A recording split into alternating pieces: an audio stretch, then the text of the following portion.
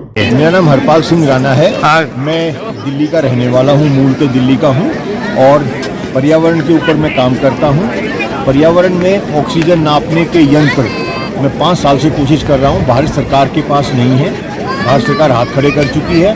और जो दूसरी बात है वो ये है कि पहले भारत सरकार कह रही थी कि इसकी नापने की आवश्यकता ही नहीं है क्योंकि पर्यावरण में ऑक्सीजन कम हो ही नहीं सकती। मैंने ये अमेरिका से यंत्र मंगाया, इसमें 20.3, 20.2, सुबह हम और ऊपर गए थे तो 20.1 भी था।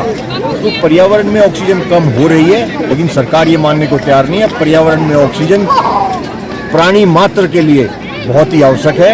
इसके बगैर 2-4 मिनट से ज़्यादा प्राणी जी नहीं सकता है। महत्वपूर्ण देखिए, महत्वपूर्ण ये है कि पर्यावरण में ऑक्सीजन इंसान के लिए नहीं, प्राणी मात्र के बहुत जरूरी है।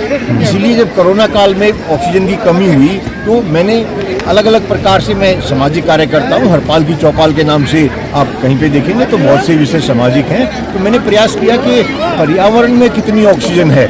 ऑक्सीजन नापने के यंत्र जो व्यक्तियों के पास हैं, व्यक्ति की नापते हैं वो तो है, लेकिन पर्यावरण में कितनी होनी चाहिए और कितनी है, इसके लिए प्रयास किए मैंने। तो उन्होंने कहा कि नापने की आवश्यकता ही नहीं है क्योंकि पर्यावरण में ऑक्सीजन कम हो ही नहीं सकती है। तो ये मैंने इस पर ऐतराज किया। मेरा बेटा अकील राणा है, एडवोकेट है, इसने बहुत प्रयास किया।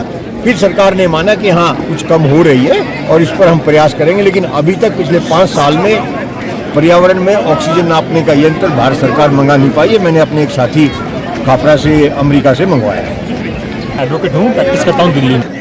आपका नाम? अखिल राणा है। I am an advocate, I practice in Delhi. देखिए, ऑक्सीजन की मात्रा जो आसपास हमारे पास है वो हमारे लिए बहुत ज़रूरी है। जैसे ही मात्रा ऑक्सीजन की कम होगी हमें सांस लेने में समस्या जाती है। इसीलिए ऑक्सीजन की आसपास की जो मात्रा है वो हमारे आसपास मेंटेन रहनी चाहिए ताकि ऑक्सीजन से सांस लेने में आदमी को समस्या ना आए। जैसे आप पहाड़ों में जाते हैं, पहाड़ों में ऊपर जाते हैं तो ऑक्सीजन की मात्रा कम हो जाती है, उससे आपकी सांस लेने की क्षमता कम हो जाती है। इस विषय में हमने पीएमओ को भी लिखा था। उन्होंने बताया कि हमारे पास अभी ऐसी कोई मशीन या कोई भी ऐसा यंत्र नहीं है जो ऑक्सीजन मेजर कर सके। तो आप लोग यहाँ नहीं, हम ऐसा कोई खास स्ट्रगल करके नहीं आए हैं। हम दिल्ली में रहते हैं, घूमने के लिए ही आए। तो दिल्ली में प्रदूषण लगभग 900 के पार चला गया था इस बार, जो कि बहुत प्रदूषण बिल्कुल हमने चेक किया। इसमें प्रदूषण लगभग 30 नापने का भी है, 30 के आसपास दिखाता है। 30 है यहाँ पे, जो दिल्ली में 900 तक चला जाता है। ये अगर उस पर देखेंगे ना, मेरे पास पूरे, मैं रिकॉर्ड भेज दूँ, अपना नंबर बताएंगे तो मैं पूरे वो भेज दूँगा आपको डिटेल। भारत सरकार हाथ खड़े कर चुकी है जमीन से लेकर अंतरिक्ष तक। देखिए, जो प्राणी मात्र के लिए बहुत सी ऐसी चीज़ें हैं जो आवश्यक हैं, उसमें सबसे ज़रूरी है व्यक्ति का स्वास्थ्य। व्यक्ति का स्वास्थ्य कैसे ठीक रहता है? जब वो सही भोजन ले और सही औषधि ले।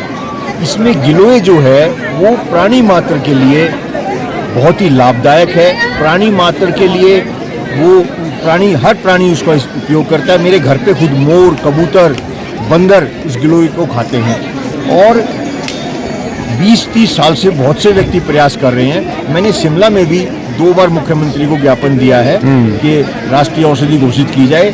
मैं 20 से अधिक राज्यों में जाके सरकार से आह्वान कर चुका हूं पिछले 15 वर्षों में कि गिलोय को राष्ट्रीय औषधि घोषित किया जाए। कोरोना में इसकी बहुत अच्छी उपयोग हुआ था और भारत सरकार भी कहीं ना कहीं इसको करने के लिए, राष्ट्रीय औषधि घोषित करने की बात मान रही थी। हमारे देश में राष्ट्रीय जो औषधि दिवस तो घोषित कर दिया है, लेकिन अभी तक गिलोय, अभी तक जो है राष्ट्रीय औषधि घोषित नहीं है। जो मेरा ये आह्वान है बहुत दिन से, सरकार से भी मांग कर रहा हूँ कि पर्यावरण में जो गिलोय है वो उसको राष्ट्रीय औषधि घोषित किया जाए। Bureau report, channel 9 Shimla.